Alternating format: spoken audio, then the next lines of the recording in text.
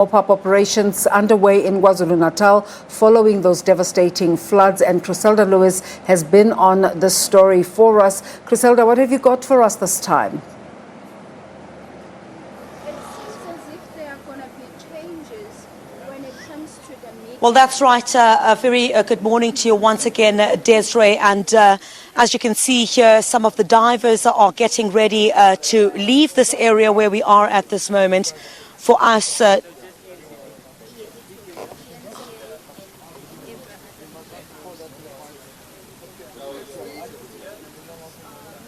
All right, Desiree, I do apologize. These are some of the divers that are headed towards the Amanzimtoti area, I understand, at this particular point. And this is the divers that are about to embark on an operation that is going to take place in that area. You would know that there are quite a number of people that remain unaccounted for at this particular stage. Of course, government indicating that close to 500 people have already been found dead as a result of the devastating floods over the past couple of days.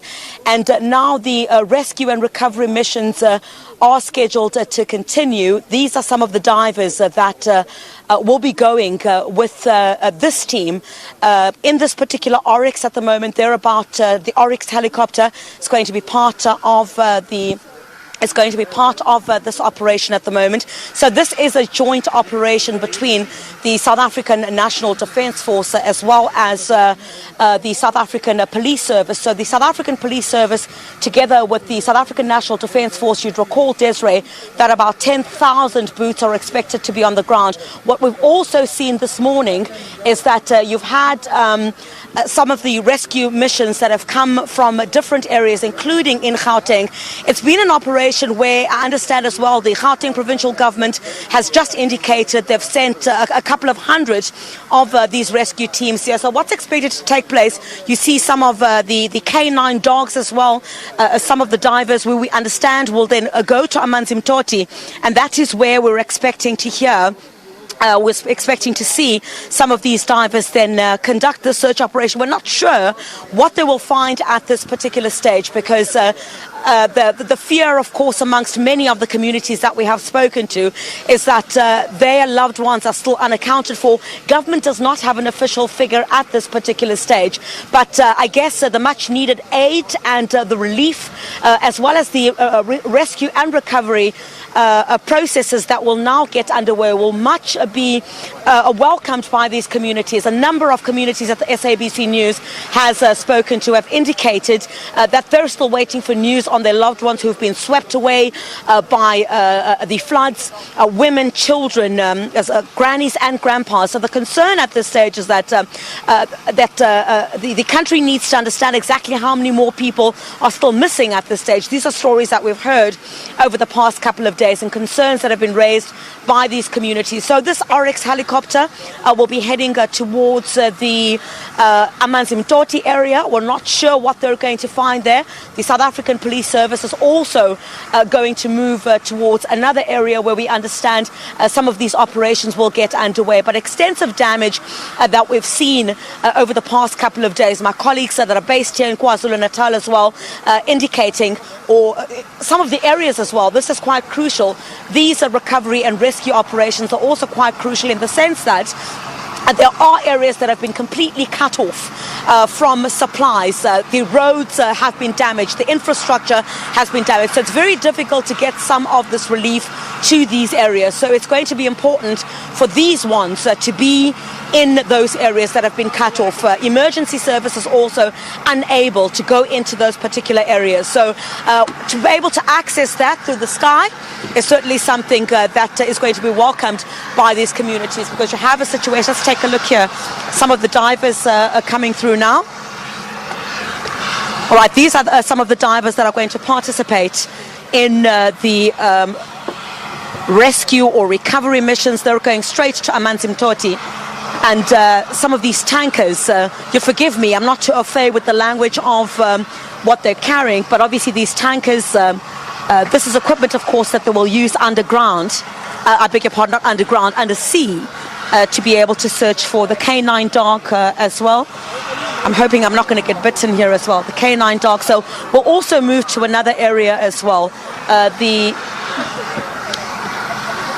This helicopter not able to carry many of us, but certainly this is something that can be. This is certainly something that communities will welcome. These are the men and women who have been at the forefront since the devastation rocked eThekwini, and they are the men who are going to participate in these efforts to ensure that those whose loved ones are still missing at this stage, there are attempts that are being made. I remember yesterday speaking to one of a man and a woman in Nazareth in Pinetown who indicated that they're still hoping that those performing these rescue missions involved in them, they will not lose hope and try and find their loved ones. So this is a clear demonstration of the efforts that have been put in place to ensure that they are the ones who are going to continue on this rescue mission. So that is what the status of this is at the moment. So I will ask my colleague. We will be going along with this team as well. So we'll take a look here. Not the tankers. All right. It's the meter that needs to be sorted out. So this is the situation at the moment. These are the men and women who will be involved in this particular operation. I understand that we're going to Amanzimtoti, and this is where this operation will get underway. We're not sure what we're going to find there, but the hope is that for many of those who've been indicating that their loved ones have not yet been found, government in the constant updates that they have been giving have been indicating that the situation as it stands is that there are many people who are still unaccounted for.